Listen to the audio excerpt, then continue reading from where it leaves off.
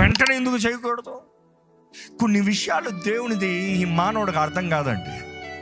కానీ దేవుడు మన దగ్గర నుండి కోరేది విశ్వాసము. ఆయన సమయం వచ్చినప్పుడు ఆయన ఏం చెప్తున్నాడో అది చెయ్యి. దాని కొరకు వేచి ఉండదు. దాసులు కనిపెట్టుకుని ఉన్నారు.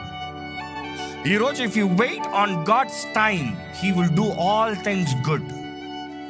Do not rush. అనేక సార్లు మనం చేసిన తప్పులను బట్టి, మనం చేసిన పొరపాటులను బట్టి, మన చేతకానితనాన్ని బట్టి మనం దేవుడు ఏదో తొందరగా చేసేయాలని ఆశపడుతున్నాం. అట్లా కాదు. జీవితంలో అనేక సార్లు కంగారు పాటు నిర్ణయాలు, జీవితంలో అనేక సార్లు హేస్టీ డెసిషన్స్. ఒక తప్పుకి ఇంకొక తప్పు, ఇంకొక తప్పుకి ఇంకొక తప్పు. ఎప్పుడన్నా అలాంటి పరిస్థితుల్లోకి వెళ్ళారా? ఈరోజు నువ్వు పాప స్థితుల్లో ఇక్కడ వచ్చి ఉండొచ్చు, ఓడిపోయిన జీవితంతో ఇక్కడ వచ్చి ఉండొచ్చు, తప్పు చేసిన పనుల్లో ఇక్కడికి వచ్చి ఉండొచ్చు. నువ్వు తప్పు పాపి ఇటువంటి వ్యక్తి అయి ఉండొచ్చు. కానీ దేవుడు నీ పట్ల మేలైన తలంపులు ఇంకా కలిగి ఉన్నాడో. ఈరోజు దేవుని సన్నిధిలో ఉన్న మిమ్మల్ని చెప్తున్నానండి, మీరు చేయగలిగినంత మీ జీవితం ఆయన చేతులకు అప్పచెప్తాం. మీరు చేయగలిగినంత మీ స్థితిగతులను దేవుని చేతులకు అప్పచెప్తాం.